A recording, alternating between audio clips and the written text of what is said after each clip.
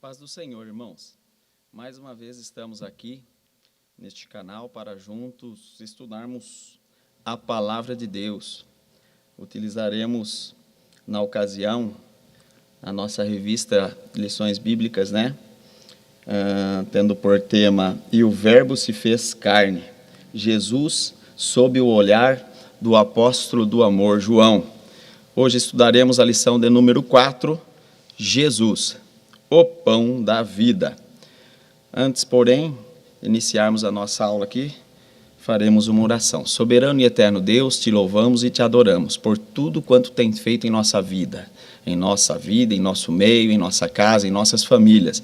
Te damos graças porque o Senhor tem cuidado de nós. Nada tem sido falta, nada temos falta, porque o Senhor é bom e grande é a tua misericórdia. Abençoe as famílias da terra, abençoe as casas, abençoe os irmãos, abençoe a tua igreja. Que o teu Espírito Santo mais uma vez fale, ó Pai, a cada coração, a cada vida, transformando, renovando, trazendo vida e vida abundante, porque só em ti temos essa vida. Que o Senhor nos abençoe, nos guarde, faça prosperar os nossos passos a cada dia, enquanto vivermos até o arrebatamento da igreja. Pedimos a tua bênção e o teu cuidado mais uma vez conosco, em nome de Jesus.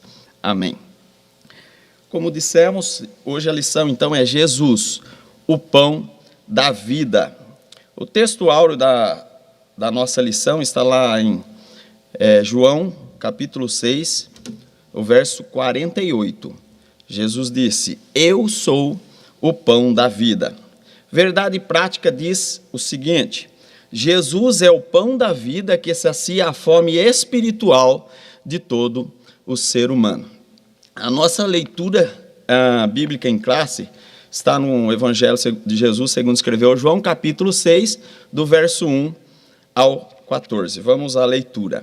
Depois disso, partiu Jesus para o outro lado do mar da Galileia, que é o de Tiberíades. E grande multidão o seguia, porque via os sinais que operava sobre os enfermos.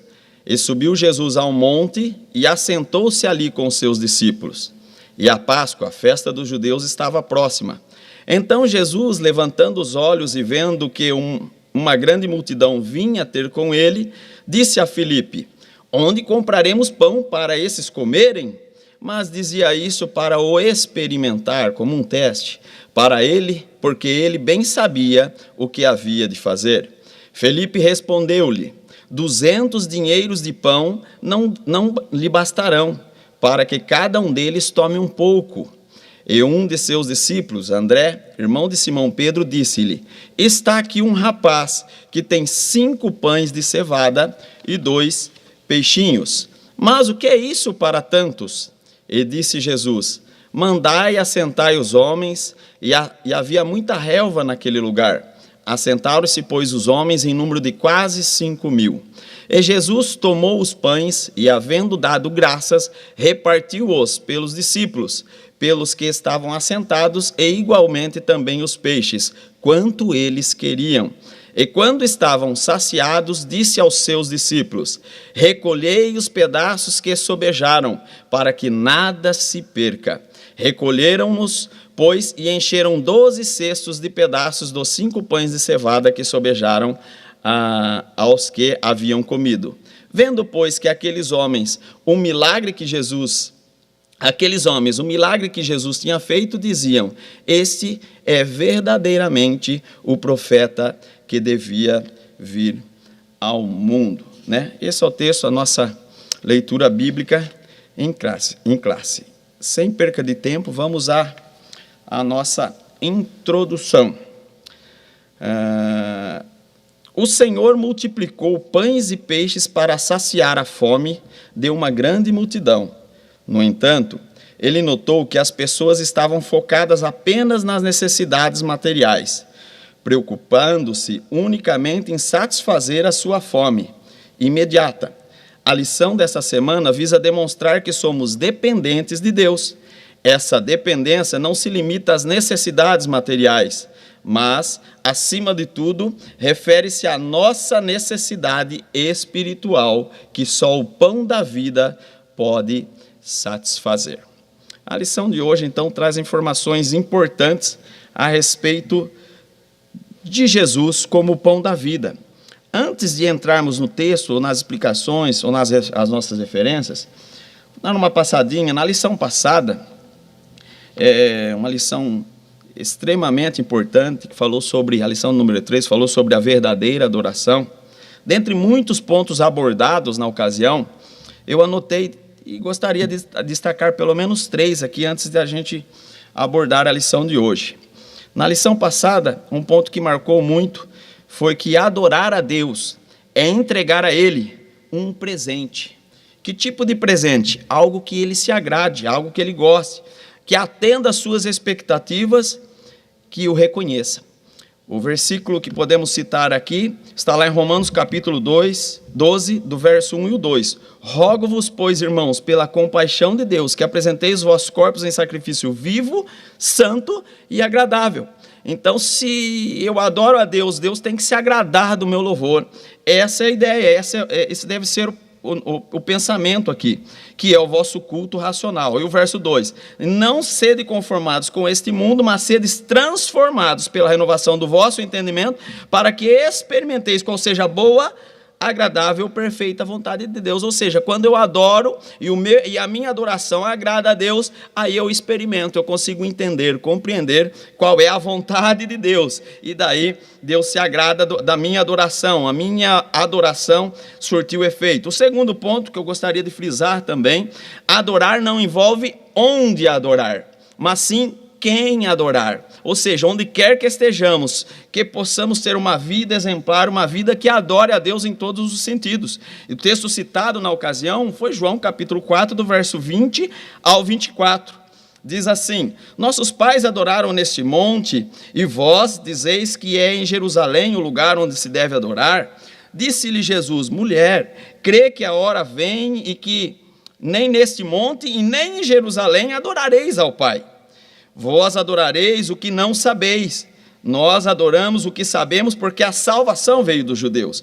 Mas a hora vem, e agora é, em que os verdadeiros adoradores adorarão o Pai em espírito e em verdade, porque o Pai procura a tais que assim o adorem. Deus é espírito, e importa que os que o adorem em espírito e em verdade, independente do local, que o nosso testemunho, que o nosso comportamento, que a nossa vida adore a Deus em todo momento. Então, não preciso estar na igreja, não preciso estar numa reunião de oração, em todo momento eu posso adorar a Deus, né? E Deus é digno de toda a adoração. E a terceiro destaque aqui, que a verdadeira adoração não é adorar Jesus pelo que Ele faz, e sim pelo que Ele já fez. Foi frisado no final da aula passada, eu achei muito importante trazer aqui antes de adentrarmos no nosso assunto de hoje. E o versículo que eu gostaria de frisar é Gálatas capítulo 2, versículo 20, onde Paulo diz assim: já estou crucificado com Cristo, e vivo não mais eu, mas Cristo vive em mim. E a vida que agora vivo na carne, vivo-a na fé do Filho de Deus, a qual me amou e se entregou a si mesmo por mim. Então ele se entregou, Jesus se entregou, aleluia.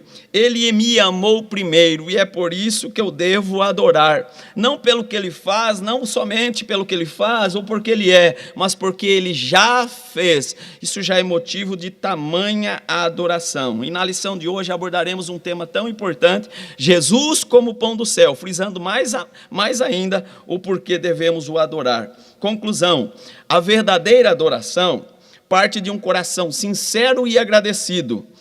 É a entrega de um presente perfeito e agradável ao Senhor, não pelo que Ele fez ou pode fazer, mas por aquilo que Ele faz ou pode fazer, mas por aquilo que Ele já fez.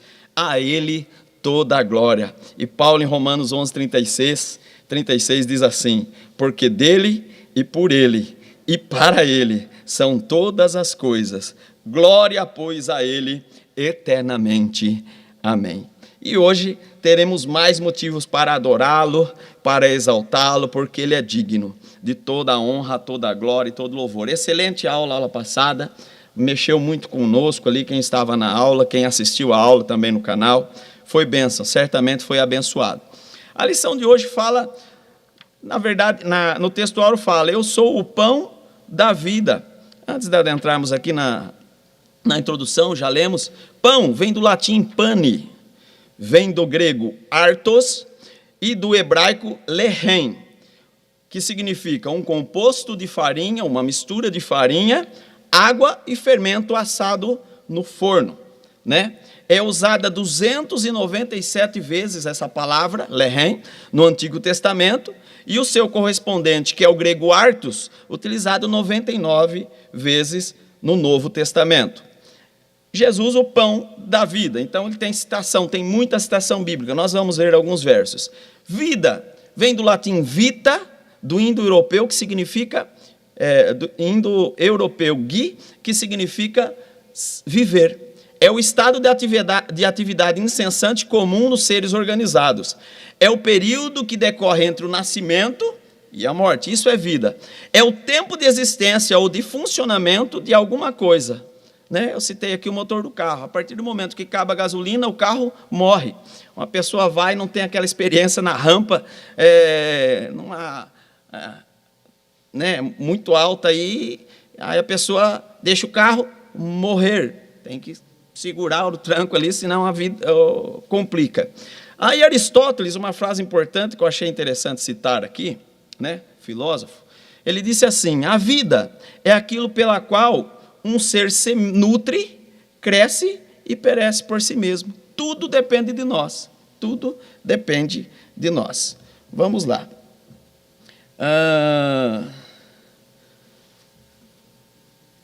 Para o corpo humano, para que um corpo humano tenha vida, seus sistemas precisam funcionar e estar organizados e em pleno funcionamento. Ou seja, sistema cardiovascular, respiratório, digestório, nervoso, esquelético, muscular. Ou seja, todos os sistemas do corpo humano precisam estar organizados e trabalhando em pleno funcionamento. Para isso nos alimentamos, nutrimos nosso corpo para que tudo isso funcione de acordo. Do contrário, nós pereceremos. Tudo isso depende das nossas escolhas. Que escolhas são estas? Né? Escolha, uma delas está no alimento. Nós nutrimos o nosso corpo com alimentos. Sabemos que existem alimentos bons, alimentos que nutrem e alimentos nocivos. Né? Isso é muito perigoso. No cotidiano da nossa vida, então, nós precisamos nutrir a nossa vida física com alimentos bons, escolher bons alimentos. Né? Precisamos conhecer o valor nutricional de cada alimento. E para assim, se eu tenho falta de vitamina C, vitamina A, vitamina B, ou seja, escolher o alimento que se adequa à minha necessidade. Nós vemos isso lá em Daniel. Daniel, ele escolheu legumes e tomar água, do contrário de outros que escolheram o manjar do rei. E ao passar alguns dias, eles estavam melhores, mais gordos, mais saudáveis, melhor dizendo, né, do que aqueles que desejaram o manjar do rei, vinho e tantas outras coisas. Então, depende muito da nossa escolha, para que a gente tenha uma vida agradável, uma vida sossegada, tranquila, em termos de saúde, precisamos cuidar do nosso corpo, e o alimento faz parte disso. Mas não basta conhecer os alimentos, precisamos conhecer os seus valores, precisamos também nos alimentar com eles. Né? E a verdade prática fala assim, isso falando de vida física, e na vida espiritual também precisamos nos alimentar. A verdade prática diz, Jesus é o pão da vida que sacia a fome espiritual de todo ser humano. João 6, 57, 58 diz o seguinte, Jesus disse, aquele que de mim se alimenta, viverá por mim e para sempre. E para sempre. Isto é muito bom, muito importante para nós, né? E quando nós cuidamos desse assunto, daí certamente viveremos bem espiritualmente. Precisamos se alimentar de Jesus a cada dia. Agora adentraremos, então, ao texto aqui. Jesus afirmou, eu sou o pão da vida. Ele é para a alma o que o pão é para o corpo, o seu alimento.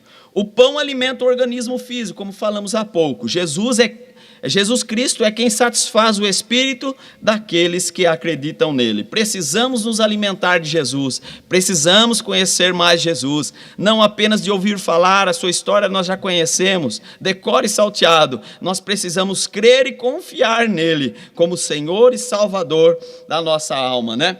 Na verdade vos digo que aquele que crê em mim tem a vida eterna. João 6,47. Nós lemos aqui a nossa introdução e queria destacar aqui, né? Ele notou, na introdução já foi claro, que as pessoas o seguiam sim, mas focadas apenas nas suas necessidades materiais. É lógico que somos dependentes de Deus, mas Jesus é muito mais do que quer muito mais nos atender do que somente as necessidades básicas, necessidades materiais do dia a dia. Vamos lá então ao primeiro tópico aí, né? Que é Jesus, a multidão e o milagre da multiplicação. Só algumas referências aqui. Na Bíblia, o pão sempre esteve presente na vida dos hebreus, né? É um alimento milenar, atravessou gerações, né? No início ele era rústico, sem fermentação, depois ele começou a ser fermentado, né? Ele está presente em todo mundo e praticamente todos os dias na nossa mesa, né? Todos os dias. 98% da população tem um pãozinho na sua mesa lá, né? A invenção do pão ocorreu há praticamente 6.000 anos atrás, na Mesopotâmia, onde o trigo também foi muito cultivado, né? A cevada. Os primeiros pães, eles eram de grãos silvestres, triturados, água, né? Então era bem rústico, assados em fornos com pedras quentes, né? Tirava as cinzas ali e depois assava os pães. Isso no Antigo Egito também serviu de moeda. Nós temos algumas referências da história do pão, mas na Bíblia nós temos muitas informações importantes e por vezes nós lemos no nosso dia a dia. Temos referências tanto no sentido literal como no sentido figurado. Vejamos a sua simbologia. Então, no sentido literal, Salmo 37, 25 diz assim, quem não conhece esse verso, fui moço e agora sou velho, mas nunca vi desamparado o justo e nem a sua semente ou nem a sua descendência mendigar o pão. Um alimento tão simples, né? E Deus tem cuidado do seu povo. Nós vamos ver isso ao decorrer da lição. No sentido figurado, lança o teu pão sobre as águas, porque depois de muitos dias o acharás. E no sentido mais ampliado, Mateus 6,11, o pão nosso de cada dia nos dá hoje. Ou seja, fala do sustento, do cuidado, né? Do cuidado de Deus para conosco. E falando do cuidado de Deus, né? O pão é símbolo da provisão divina. Em Êxodo 16, os filhos de Israel estão no deserto e se queixam contra Moisés e Arão, desejando o pão e a carne do Egito. Estão no deserto. Olha só o texto.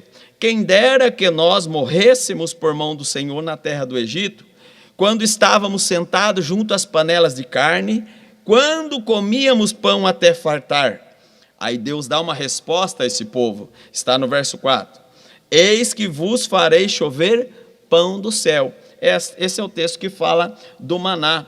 Essa passagem representa, né, a provisão divina em cenário de escassez, né? Deus nunca nos desamparará. Aquele que prometeu é fiel para cuidar de nós, né? Então, o pão é símbolo da provisão divina. O pão também é símbolo do sustento físico. Sustento físico. Serve para manutenção física do homem. Podemos ver o pão como sinônimo de sustento físico, onde o próprio Deus, ao sentenciar o homem após a queda de Adão, disse, no suor do teu rosto comerás o teu pão. Né?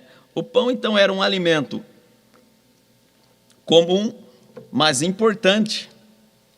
Era feito de grãos, com ou sem fermento, como já disse, de diferentes formatos, geralmente usado para a mesa, embora frequentemente também utilizado no sacrifício. Nós vemos o pão sem fermento lá no tabernáculo, né? E também símbolo do sustento espiritual. Então o pão ele é símbolo da provisão divina, do cuidado de Deus para conosco, símbolo do sustento físico, ou ele fisicamente também nos alimenta, e também sustento espiritual. O pão não é só físico, o pão também é espiritual, é o símbolo espiritual. É lógico que é simbólico isso aqui. Em Deuteronômio 8:3 diz assim: o próprio Deus demonstra seu cuidado ao povo de Israel, para te dar a entender que o homem não viverá só de pão, diz o texto, mas de tudo que sai da boca de Deus viverá o homem. É um sentido espiritual. O Senhor Jesus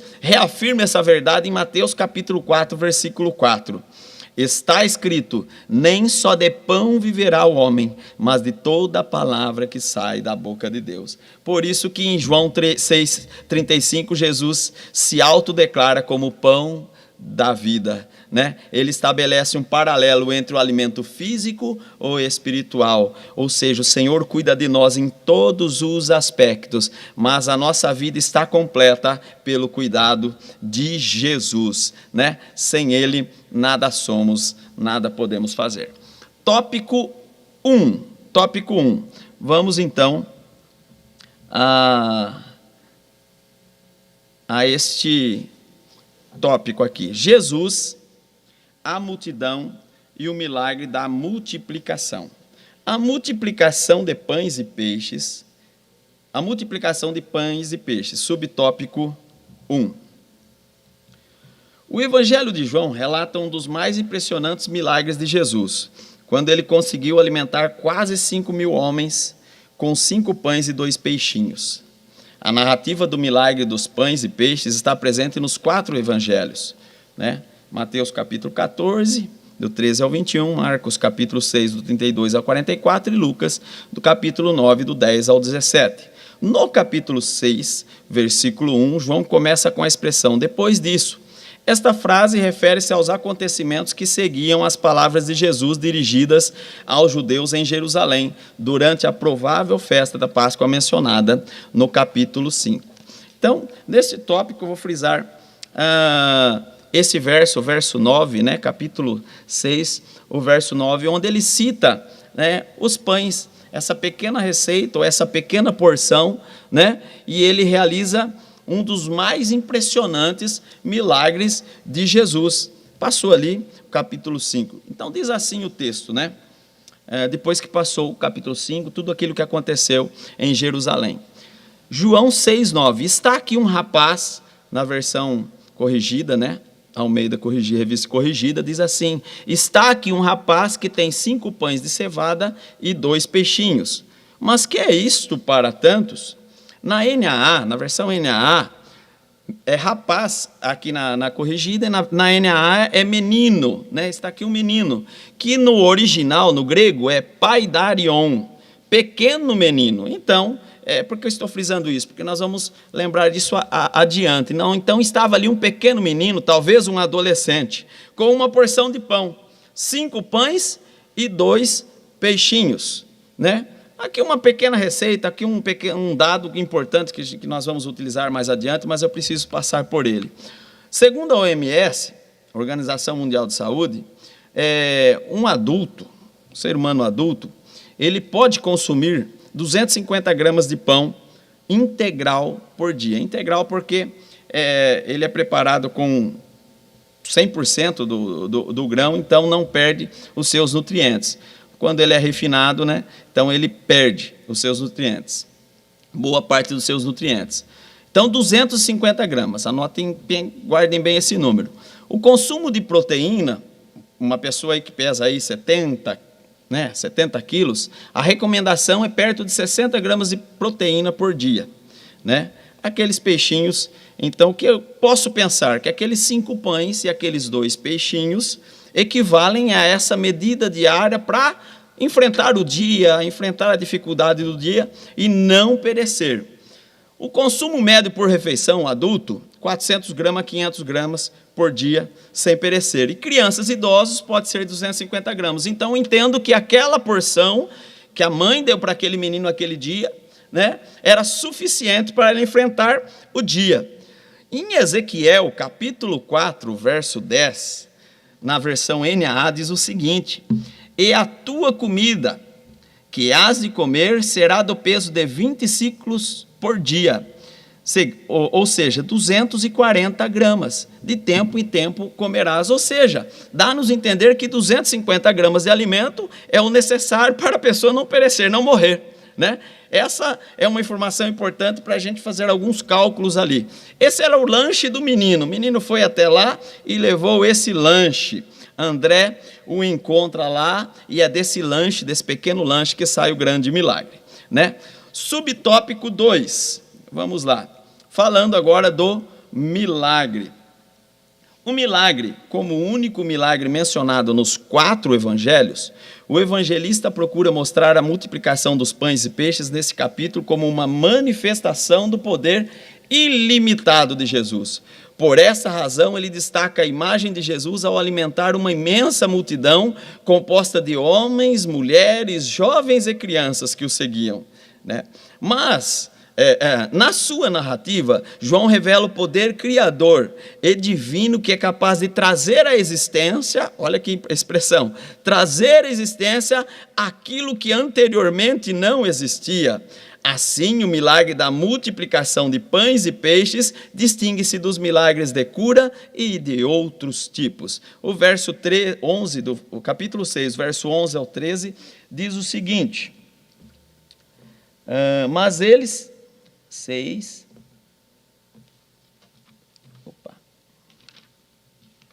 João, capítulo 6.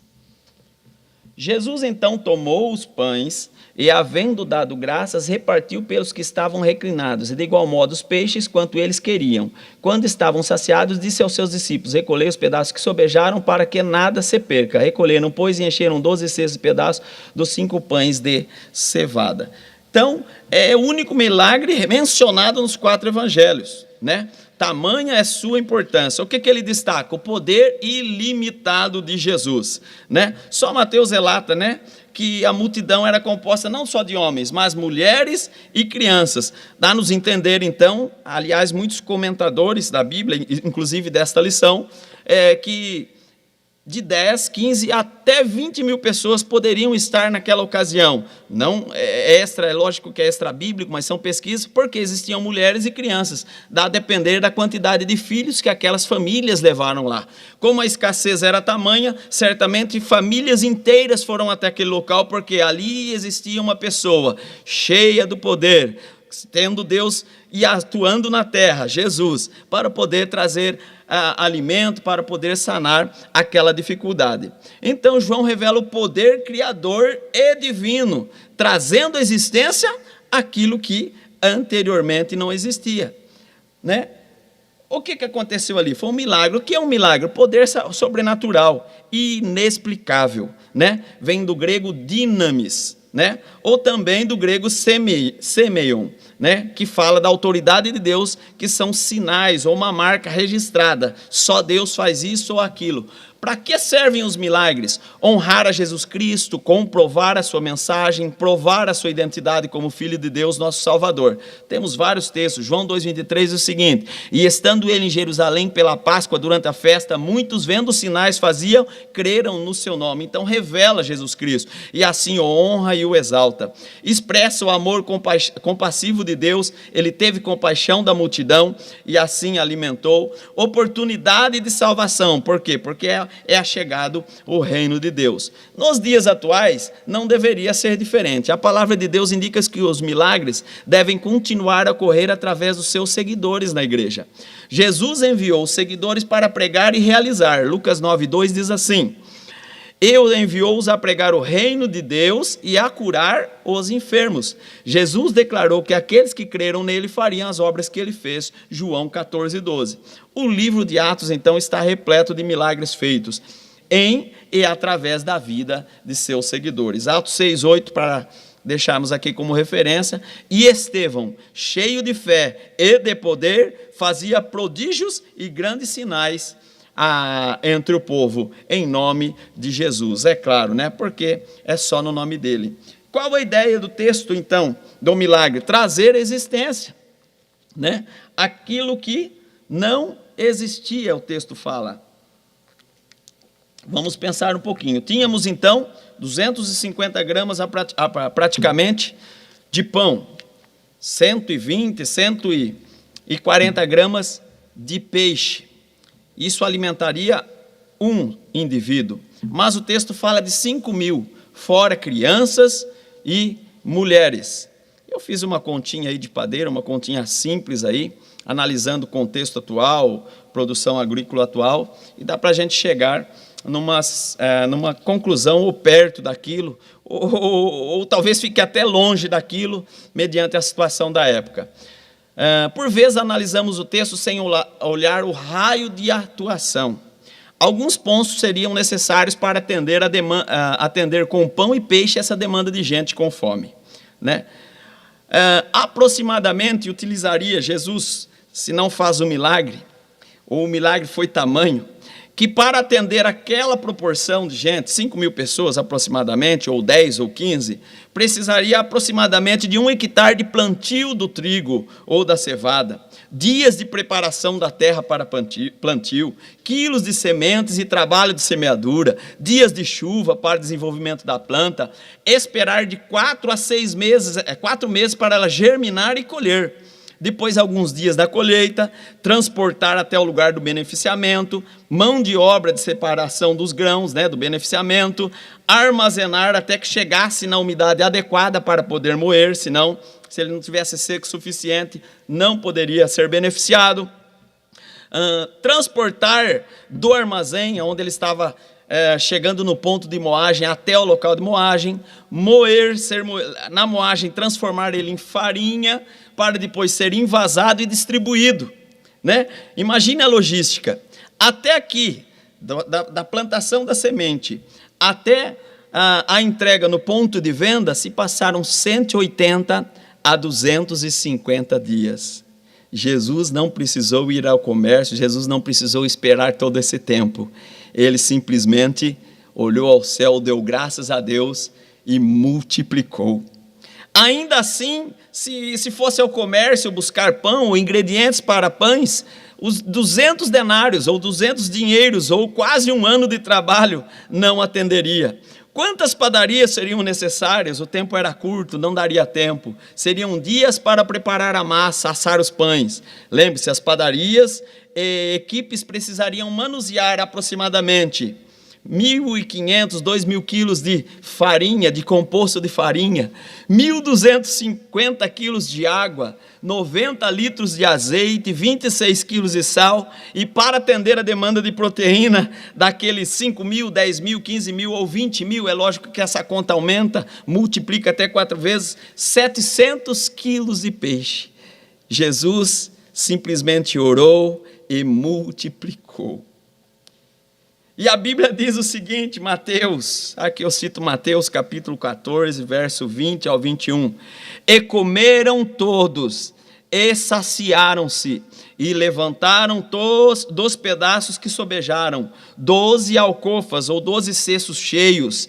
E os que comeram foram quase 5.000 homens, além das mulheres e crianças. O milagre é muito maior do que nós imaginamos. Às vezes pensamos, Jesus multiplicou, mas ele multiplicou e foi muito. Por isso que é um milagre que se destaca. Os 4 evangelistas destacam esse milagre. Jesus é demais, Jesus é grande, Jesus é poderoso, todo poderoso.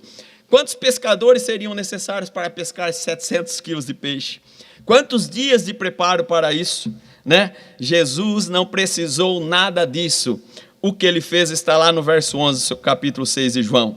Jesus tomou os pães e, havendo dado graças, repartiu-os pelos discípulos, e os discípulos pelos que estavam assentados, e igualmente dos peixes, quanto eles queriam. Então eu fiz uma conta aqui, tomando por base 250 gramas, aquela receita necessária para que ninguém passe fome, mas o texto diz que eles comeram até se fartar, até saciar. Então talvez muitos ali comeram muito mais que isso, por isso que essa conta ela ainda é pequena, diante do tamanho milagre que Jesus realizou, né? Mas por que eu quis frisar isso? Por que eu quis levantar esse dado, ou tentar aproximar esse dado? Para tentar dizer que nada pode impedir quando o Senhor Jesus, quando ele por compaixão, Mateus, acho que Lucas, né? Quando ele por compaixão decide agir em nosso favor, em seu favor, né? A terra não impede, o campo não impede, a chuva não impede, o trabalho não impede, o empregado não impede, o empregador não impede, o comércio não consegue parar, a indústria não impede, o meio de transporte não atrapalha, nada, o tempo não impede. Se ele disse que vai fazer, considere feito. Esse é o nosso Jesus. Isaías, inspirado, né? 43:3 diz assim: ainda antes que houvesse dia, disse Deus, eu sou, e ninguém há de que possa escapar das minhas mãos. Agindo eu, Deus, quem impedirá? Isaías cheio, boca de Deus falando nesse momento. Então o que precisamos ter é fé. O grande ensino é que quando Deus quer nos agir, quando Deus quer nos abençoar, quando Deus quer agir em nosso favor, por compaixão, ninguém pode resistir. Subtópico 3. Qual era o interesse, o verdadeiro interesse da multidão? Vamos ler aqui então. Jesus percebeu que a multidão o seguia devido aos milagres e curas que ele realizava, mas não para escutar a sua mensagem. Em Jerusalém, os líderes religiosos judeus não apenas rejeitavam como o Messias, como também procuravam a sua morte. Ao deixar Jerusalém, o Senhor desejou afastar e estar com os discípulos, né? Mas a presença da multidão frustrou um pouco esse desejo, está lá no verso 2. E seguia uma grande multidão, porque via os sinais que operava sobre os enfermos. Então a multidão, havia escassez de alimento, mas também muita gente enferma que precisava receber do Senhor Jesus a cura, e ele os curava. E o texto é enfático, fala de uma multidão. No dia seguinte, então, encontrou novamente a multidão que queria mais pão e confrontou-a a mostrar que buscava alimento material, ignorando o verdadeiro pão do céu, as suas almas. Está lá no versículo 27. Trabalhai não pela comida que perece, mas pela comida que permanece para a vida eterna, a qual o Filho do Homem vos dará, pois neste Deus, o Pai, imprimiu o seu selo. Então está dito, pronto e acabou. Né? A situação não é muito diferente de hoje em dia, quando muitos se apressam atrás de milagres, mas poucos demonstram interesse pela palavra de Deus. De fato, nosso Senhor compreende as necessidades humanas, mas Ele sabe que não são os grandes milagres que resolverão os problemas das pessoas, pois é preciso algo mais profundo para alimentar as almas. Necessidade o Senhor conhece, sabe que precisamos, mas precisamos buscar o reino de Deus. Falaremos disso mais adiante. Então Jesus percebeu que a multidão seguia por conta dos milagres e curas que ele realizava, né? Mas a sua mensagem eles não davam ouvidos, ou ouviam e não davam devido valor. Ele notou que as pessoas não estavam interessadas em ouvir a sua palavra. A multidão queria mais pão, queria mais o benefício do evangelho, queria mais a sua bênção, o seu cuidado, do que propriamente a sua mensagem. Jesus então confronta, né, dizendo que ele é o pão, ele poderia dar tudo o que eles precisavam, né, porque a necessidade física é parte do problema, é parte da equação. De fato, nosso Senhor compreende as necessidades humanas, o texto diz. Mas ele sabe que não são os grandes milagres que resolverão os problemas. É preciso alimentar as almas. Então, multidões seguiam Jesus por interesse. Isso fica claro nessa nossa leitura, né? E o verso 14 diz assim: Vendo, pois, aqueles homens o milagre que Jesus tinha feito, diziam, este verdadeiramente é profeta. Ou seja, Jesus trazia pão e eles o seguiam. E eles diziam, não, eis aí o profeta. Só que o problema estava no obedecer o profeta. Eles ouviam, até falavam que era o profeta, mas não queriam receber a sua mensagem. E podemos perceber isso no final do texto, do capítulo 6 de João. O verso 60 diz assim, capítulo 6, verso 60. Muitos, pois, dos seus discípulos, daquela multidão que o seguia, ouvindo isto, um discurso duro sobre isso, disseram, duro é este discurso, quem o pode ouvir? Desde então, verso 66, muitos dos seus discípulos tornaram para trás e já não andavam com ele. Ou seja, eles estavam querendo o benefício, que estavam querendo a bênção, mas quando Jesus revelava a verdade ou falava uma palavra que ia de encontro ou que confrontava-os, aí eles então rejeitavam e até se afastavam de Jesus. Diziam que ele era o profeta, mas não queriam a sua palavra, a sua mensagem. Para eles, Jesus era apenas um servidor. Isso fica claro no verso 15. Olha só, percebendo, pois, Jesus, que estavam prestes a vir e levá-lo à força para fazer-lhe rei, tornou a retirar para o monte, ele sozinho. Ou seja, o que eles esperavam? Que Jesus, o que eles queriam transformar ali? Jesus num rei, ou seja, num governante, para que pudesse atender às suas demandas. Falavam que era o profeta, mas queriam Jesus como um governante, como um servidor, para atender às suas necessidades diárias, básicas e diárias. Jesus chegou até a questionar os apóstolos na ocasião. Diz assim João 6,67. Então disse Jesus aos 12, quereis vós também retirar-vos? Verso 68, respondeu-lhe, pois, Simão Pedro, Senhor, para quem iremos nós? Tu tens as palavras da vida eterna. Então, o povo sentia, percebia, vivia, vivenciava os milagres, recebia as suas bênçãos, mas não queria receber a sua mensagem. Para os judeus, e talvez para alguns hoje, Jesus é apenas um servidor. Se Jesus não atender no tempo do crente, o que o crente faz? Para de cultuar, para de ouvir, de cantar, de ofertar, de orar, de ler a Bíblia, para com tudo que está relacionado ao Evangelho de Cristo. Por quê? Porque também querem apenas os seus benefícios. É muito importante frisar isso. O que Jesus é para nós, o que ele representa para nós, né? Porque o adoramos, porque o seguimos, porque obedecemos a sua palavra, porque ele fez alguma coisa, porque ele é Deus, né? Porque ele faz alguma coisa de benefício para nós? Não, porque ele já fez, ele morreu na cruz do Calvário, né? Para Paulo, Jesus era tudo, tudo. Posso todas as coisas em Cristo que me fortalece. Filipenses capítulo 4, verso 13. Para João, quem era Jesus? João destaca Jesus pelo menos 7 vezes, isso fala mais lá no terceiro tópico, mas achei interessante colocar essa expressão aqui, para defender até esse pensamento de João, ou como João apresenta isso para a gente no seu evangelho. João destaca Jesus pelo menos 7 vezes, com a mesma expressão utilizada por Deus lá em Êxodo capítulo 3, do verso 10 ao 14. O verso 13 diz assim, Êxodo 3:13. Então disse Moisés a Deus, eis que quando eu for aos filhos de Israel, e lhes disser, o Deus de vossos pais me enviou a vós, e eles me disserem, qual o seu nome? O nome do seu Deus. Que lhes direi? Moisés falando com Deus. Verso 14. E disse Deus a Moisés, eu sou o que sou. Disse mais, assim dirás aos filhos de Israel, eu sou, me enviou a vós. Então João relata isso pelo menos 7 vezes. João 6,35, Jesus é o pão da vida. João 8,12, Jesus é a luz do mundo. João 10,9, ele é a porta, Jesus é a porta, eu sou a porta, se alguém entrar por mim, salvar-se-á, entrará e sairá e achará pastagens. João capítulo 10, do verso 11, eu sou o bom pastor dá vida pelas ovelhas.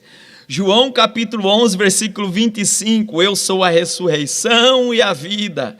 Disse-lhe Jesus, eu sou a ressurreição e a vida, quem crê em mim, ainda que esteja morto, viverá. João capítulo 14, verso 6, eu sou o caminho, a verdade e a vida. Disse-lhe Jesus, eu sou o caminho, a verdade e a vida, ninguém vem ao Pai, senão por mim.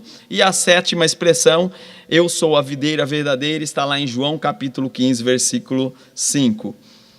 Eu sou a videira, vós as varas. Quem está em mim e eu nele, está muito fruto, porque sem mim nada podeis fazer. Então, se somos alguma coisa, ou alcançamos alguma coisa, ou chegamos em algum lugar, é por mérito de Cristo, por Jesus. Concluindo, para João, Jesus é Deus. Ele usa a mesma expressão de Deus no Antigo Testamento. Então, Jesus é Deus. Ele não é um mero rei, um mero servo, que atende quando alguém pede, exige ou cobra. Ele é Deus. E João 1,3 diz assim: todas as coisas foram feitas por Ele, e sem Ele, nada do que foi feito se fez. E João 15,5, como lemos: eu sou a videira, vós as varas. Quem está em mim e eu nele, esse dá muito fruto, porque sem mim, nada podeis fazer. Então, sem Jesus, nada pode ser feito, né?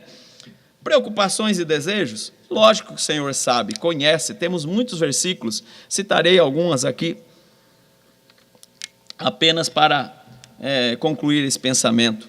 Deus sabe o que precisamos, então, como Ele sabe o que nós precisamos, não precisamos andar cuidadosos quanto à nossa vida. Está lá em Mateus capítulo 6, 25.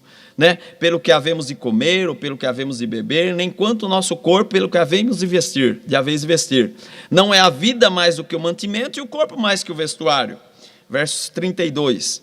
Porque todas essas coisas os gentios procuram, de certo que o vosso Pai Celestial bem sabe que necessitais de todas essas coisas. Então o Senhor já conhece, Ele sabe dessas coisas básicas que precisamos, e o Senhor cuida de nós, a cada dia. Aí o verso 33... preenche toda essa lacuna, mas buscai primeiro o reino de Deus e a sua justiça, e todas essas coisas que foram citadas nos versículos anteriores vos serão acrescentadas. Pedro disse isso com excelência, né? Lançando sobre ele, Jesus, toda a vossa ansiedade, porque ele tem cuidado de vós. Então, às vezes, ficamos preocupados, cuidadosos, né? Ansiosos pelos cuidados da vida, mas o Senhor sabe muito antes de nós o que precisamos e cuidará de nós. Cuidará, mas precisamos crer nele. Mas não precisamos só do cuidado de vida, precisamos da nossa alma seja alimentada com Jesus a cada dia. É disso que precisamos. E a lição vem falar do pão do céu. A sinopse 1 aqui, que ela diz o seguinte, nesse texto lindo: no episódio do milagre da multiplicação, Jesus percebeu que a multidão o seguia por outros interesses e não para ouvir a sua mensagem. Tópico 2, Jesus desafia a fé dos discípulos. Jesus subiu ao monte. Vamos lá então, subtópico 1 do tópico 2. E Jesus subiu ao monte. Que monte seria este? Não existe uma designação específica para a localidade deste monte. Tal como em toda a região montanhosa, havia algumas elevações de terreno, que, embora não fossem particularmente altas, podiam servir como um local adequado para Jesus se dirigir aos seus discípulos e à multidão. Assim ele subiu o monte e sentou-se com seus discípulos. A partir dali, nosso Senhor avistou uma multidão que se dirigia ao seu encontro. Por isso decidiu testar um dos seus discípulos, Felipe, perguntando: onde compraremos pão para que estes comam? Olha a preocupação, isso denota compaixão. Todo o relacionamento de Jesus com os seus discípulos estava fundamentado em um ensinamento. Então, o que Jesus apresenta nesse subtópico aqui, Jesus procura um local, um monte, um local adequado para que pudesse se destacar e dirigir aos discípulos, e deste pequeno monte, ele avista a multidão. Então ele faz um teste a Filipe, perguntando: onde compraremos pão para que estes comam? Está lá no capítulo 6, versos 5 e 6. Mas dizia isto para o experimentar, porque ele bem sabia o que ia fazer. Isso denota também João, o conhecimento íntimo que João tinha de Jesus. Ele ouviu Jesus declarar isso para Filipe, mas sabia muito bem o que Jesus iria fazer. Por quê? Porque ele olhou o cenário e viu que nada poderia ser feito, senão pela mão poderosa, pelo poder criador de Jesus Cristo. Então, todo o relacionamento de Jesus, ele traz, está fundamentado em um ensinamento. Por que Jesus se dirigiu a Filipe? Há um comentário que Filipe sabia onde entrar, ele era de Betsaida, ele sabia onde encontrar comida. E a ideia é que, como um líder, como um dos apóstolos ali, Jesus pudesse, de repente, ouvir de Jesus as mesmas palavras que ouviu de Pedro. Para quem iremos nós? Só tu tens a palavra de vida eterna. Ou seja, diante da tamanha dificuldade, onde encontrar pão, ou ingredientes, onde preparar, como servir aquela multidão, de repente falar, só tu, Senhor, pode realizar tamanho milagre, né? Filipe, então, de repente, Jesus queria ouvir isso dele, e não ouve, ele falou, não temos dinheiro suficiente, não temos comida suficiente, é muita gente, né? Filipe era de Betsaida, da mesma cidade de André e Pedro. Jesus testou Filipe a fim de fortalecer a sua fé. E assim somos testados todo dia também, né? E nunca vem, né? Toda tentação, toda luta que vem, ela vem conosco e traz o escape. Então, o Senhor não deixará, não nos tentar, não permitirá a tentação acima do que podemos suportar, né? Ele sabe a nossa capacidade. Segundo tópico, então ele estava ali fazendo um teste com Filipe, assim como nos testa também, como nos experimenta todo dia. Segundo tópico, o desafio para os discípulos. O Senhor utilizou a expressão, a situação de uma multidão necessitada, para transmitir aos seus discípulos uma valiosa lição. Nesse momento, os discípulos compreenderiam que muitos dos desafios da missão evangélica não podem ser superados apenas com esforço humano. O discípulo Filipe foi colocado à prova por Jesus para enfrentar a dificuldade de alimentar essa multidão faminta. Aqui, o Senhor estava demonstrando a limitação humana em resolver problemas complexos.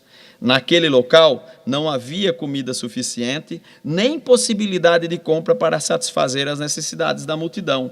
O Senhor desafia, assim, a fé dos discípulos, sempre com o intuito de promover o seu crescimento espiritual, né? Então, é uma grande lição para nós aqui, né? Muitos desafios da missão evangélica, nosso esforço seria pequeno, né?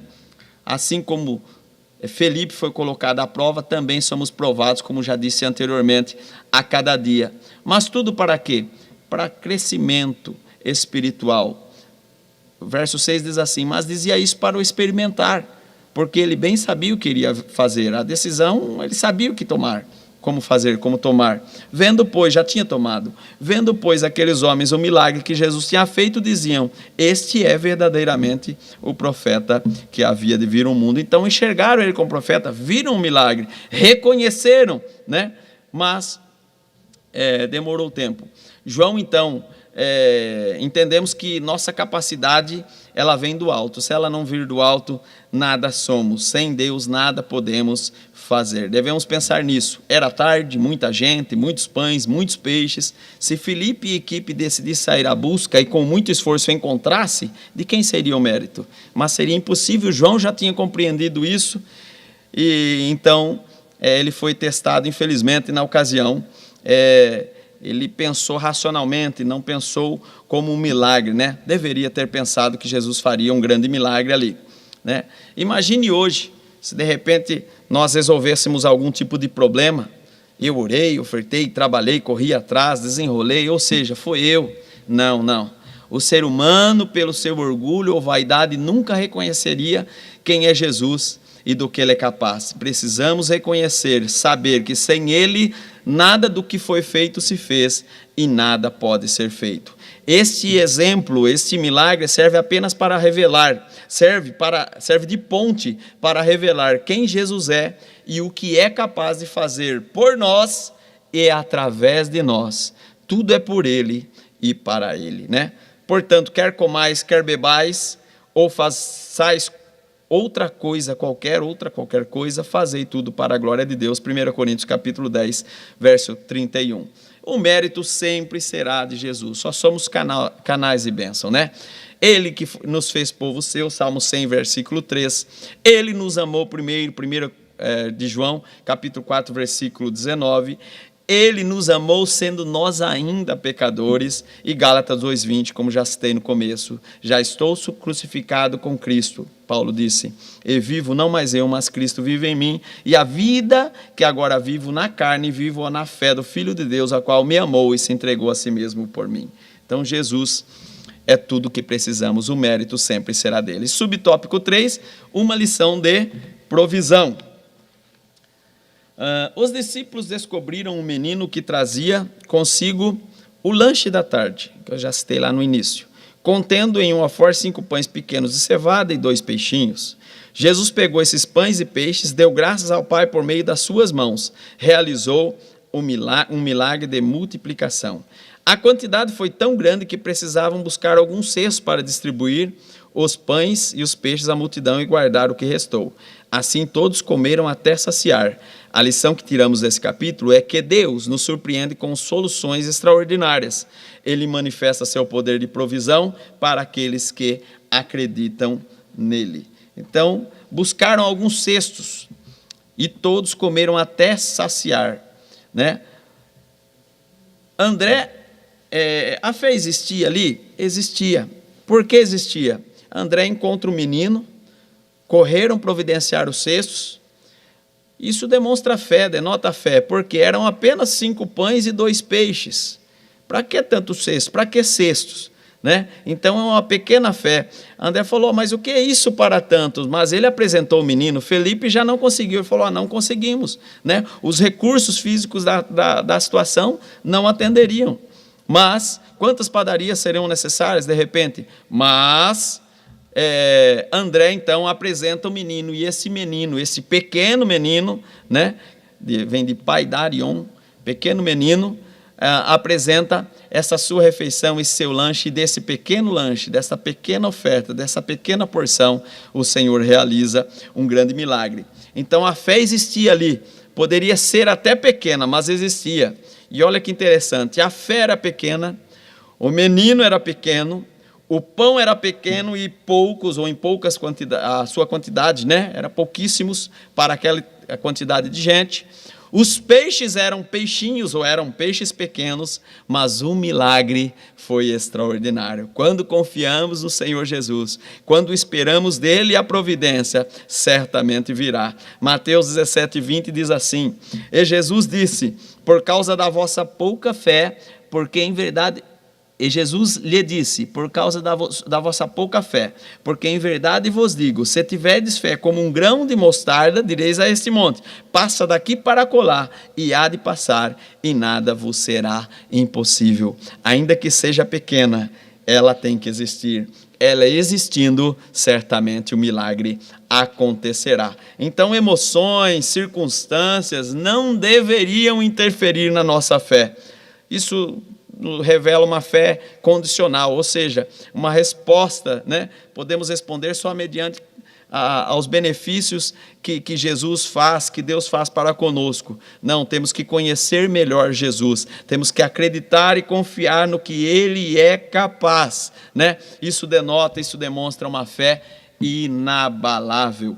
Por quê? Porque Deus não é homem. Números 23:19 diz assim, Deus não é homem para que minta, nem filho do homem para que se arrependa. Porventura diria eu e não faria, ou falaria e não confirmaria? Jó compreendeu isso plenamente. No capítulo 42, do verso 1, a seguir ele disse, então respondeu Jó ao Senhor, dizendo, verso 2, bem sei eu que tudo podes, e que nenhum dos teus propósitos, os teus planos podem ser impedidos. Com o ouvir dos meus ouvidos, verso 5, eu ouvi, mas agora te veem os meus olhos. Conhecer a Jesus é ver, é sentir, ainda que impossível diante dos nossos olhos, para Deus todas as coisas são possíveis. Eu preciso crer, né? Aprendemos também aqui alguns princípios antes de adentrarmos no último tópico aqui. O princípio da ordem, aproximadamente 3.600 metros quadrados para assentar aquele povo, dividir em grupos de 50 e de 100, conforme relata Marcos capítulo 6, verso 40. Falando de 5.000 homens, se falarmos de 10.000 pessoas ali, seriam 7.200, 15.000, 10.800, e assim vai aumentando. Outro princípio que podemos ver ali no texto não saiu repartindo, Jesus, é o princípio da honra, Jesus não saiu repartindo pão, não. Primeiro ele abençoou, está escrito nos sinóticos, nos evangelhos sinóticos, e em João, ele havendo dado graças, ou seja, reconhecimento da vontade do Pai, João 6,11, ele então, depois que deu graças, ele distribuiu. Também denota princípio de união, serviço e comunhão. Mateus 14, 19 diz: Jesus, partindo os pães, deu aos discípulos e esses discípulos à multidão. Então, houve ali distribuição, fraternidade, um ajudando ao outro ali, distribuindo na distribuição, alimentando o outro, cuidando do outro, né? E também o princípio do desperdício. Deus detesta, Deus não gosta de desperdício. Recolhei os pedaços para que nada se perca, né? Tudo é sob medida. Ele fez e ali demonstrou o grande milagre. Vamos lá então, a sinopse 2 diz assim: no episódio do milagre da multiplicação, nosso Senhor desafiou a fé de seus discípulos. Jesus, o pão que desceu do céu. Vamos aqui ao último tópico, então, subtópico 1 do tópico 3. Qual é o real interesse da multidão? No dia seguinte ao milagre da multiplicação dos pães e peixes, a multidão que havia participado buscava Jesus na região de Cafarnaum. Estavam em Betsaida, onde viram o milagre. Jesus se ausentou por um período, depois eles pegaram um barquinho e foram até onde Jesus estava novamente, lá em Cafarnaum, conforme indicado em João 6, capítulo 6, versículo 22 e 24. Ao encontrá-la, Jesus transmitiu uma mensagem clara e disse: na verdade, vos digo que buscai não pelos sinais que viste, que me buscais não pelos sinais que viste, mas porque comeste o pão e saciastes. Versículo 26. O Senhor compreendia que a percepção daquela multidão sobre ele era puramente social, não era espiritual, era só saciar a fome. Desejavam um líder, né? Um governante, um servidor, que satisfizesse as suas necessidades materiais. No entanto, para além do pão físico, nosso Senhor queria oferecer-lhes o pão que desceu do céu. O povo não percebia que a multidão dos pães era apenas uma representação do verdadeiro pão da vida que Jesus tinha para dar. Nosso Senhor é o pão que realmente apazigua a fome do ser humano. Então o povo, não satisfeito lá em Betsaida, ainda sentiu a necessidade de pão e buscou Jesus. Navegou ali alguns quilômetros, alguns metros ali para chegar até a outra margem, lá perto de Cafarnaum, para ser compreendido ou assistido por Jesus. Jesus, onisciente que entendeu muito bem o que eles queriam. Queriam o seu serviço, queriam a sua bênção, queriam os seus benefícios e não a sua mensagem, como já lemos e relatamos lá no início. Alimentar de Cristo significa alimentar-se da verdade de Cristo através da sua palavra e confiar nele mediante a fé. Romanos 10,17 diz: de sorte que a fé vem pelo ouvir e o ouvir pela palavra de Deus. Então eu me alimento de Cristo quando eu ouço a palavra de Deus. Somente quando eu ouço? Não, também quando eu confio nela. Ouvir não adianta, eu tenho que aplicar, levar isso ao coração. Confia no Senhor e faze o bem. Habitarás na terra e verdadeiramente serás alimentado. Então eu leio a palavra, aplico a palavra na minha vida e daí eu sou alimentado e vivo pela fé em Cristo Jesus. E João 6,35 diz tudo. E Jesus disse-lhe: eu sou o pão da vida, aquele que vem a mim não terá fome, quem crê em mim nunca terá sede, né? Subtópico 2, o pão do céu, ou a origem do pão é do céu. Não é preciso debater a respeito da identidade do pão, pois trata-se do próprio Senhor, do próprio Jesus. Nosso Senhor confirma a sua identidade divina quando ele diz: eu sou. Há pelo menos 7 declarações que já citamos anteriormente, somente no Evangelho de João, que autenticam essa identidade divina. Eu sou o pão da vida, eu sou a luz do mundo, a porta, eu sou a porta das ovelhas, eu sou o bom pastor, eu sou a ressurreição, a vida, eu sou o caminho, a verdade e a vida, eu sou a videira verdadeira. Há uma comparação do versículo 32 entre o maná. Na peregrinação de Israel, no deserto, sobre a liderança de Moisés, com o verdadeiro pão do céu, que é Jesus, o próprio Cristo, nosso Senhor, que afirma que se alimentar desse pão, viverá para sempre. Versos 50 e 51. Este pão que desce do céu, para que o que dele comer não morra. Eu sou o pão vivo que desceu do céu. Se alguém comer desse pão, viverá para sempre. O pão que eu darei pela vida do mundo é a minha carne. Eu encontrei um comentário, uma tabela, falando dessa comparação, né, do versículo 32 com o maná, né, em relação ao pão da vida, que é Jesus. Primeiro, o pão do céu, ou seja, todo bem, o bem de todo, para todo homem, a origem de tudo bem, provém de Deus. Ele é o provedor. Nós vimos que o pão é símbolo da provisão divina. Então, ele é provedor de todas as bênçãos. Se Deus não edificar, se Deus não cuidar, então estamos perdidos. Mas graças a Deus que temos Jesus como pão vivo que desceu do céu, que nos alimenta diariamente, espiritualmente.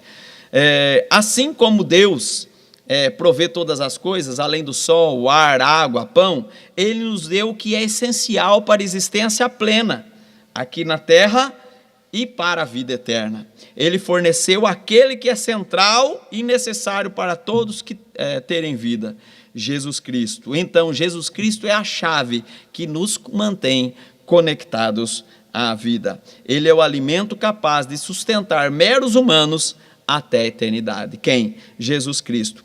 A tabela que encontrei, né, esse impresso que estou aqui, da Superintendência da Igreja Evangélica Assembleia de Deus, lá em Recife, da Escola Bíblica Dominical lá. Eles disponibilizaram isso no site ebd.org. Muito interessante a tabela. Eu vou ler rapidamente aqui e já partimos ao final. O maná, né? Paralelo entre o maná e Jesus, o pão da vida.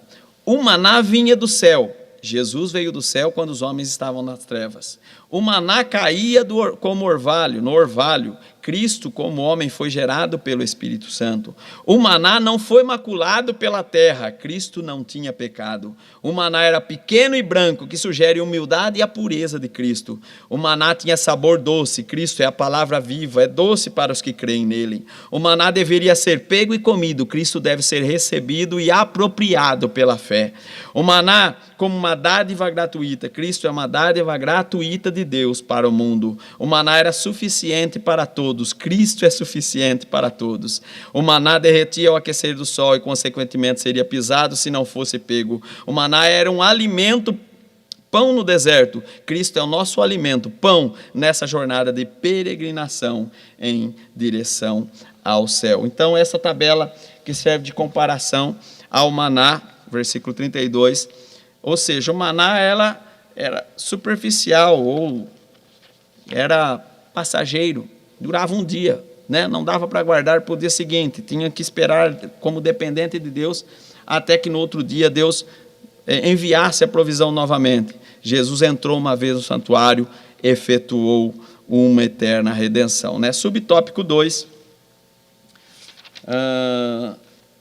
nós já lemos e agora vamos, então, subtópico 3, o que é comer o pão. Observamos uma mudança nas palavras de Jesus ao passar de o pão vivo que desceu do céu para o pão que eu der é a minha carne. Verso 51.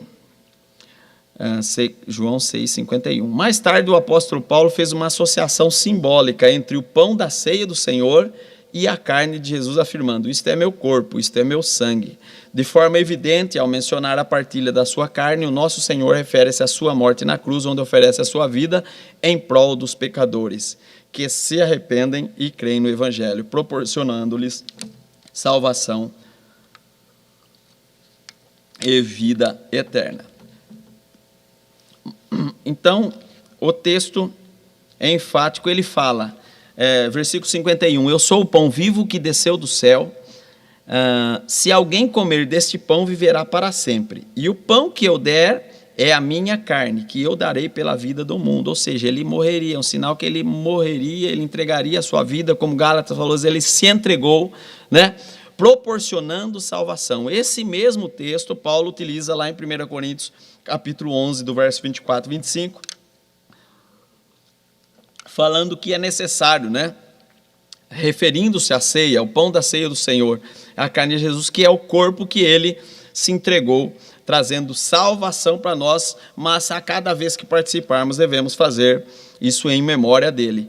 11:25 diz assim: semelhantemente, também depois de cear, tomou o cálice, dizendo: este cálice é o novo testamento do meu sangue, fazei isso todas as vezes que beberdes em memória de mim. Porque todas as vezes que comerdes este pão e beberdes esse cálice, anunciais a morte do Senhor até que venha. Ou seja, de forma evidente, ao mencionar a partilha da sua carne, o nosso Senhor refere-se à sua morte na cruz, onde oferece sua vida em prol dos pecadores, proporcionando-lhe salvação e vida eterna.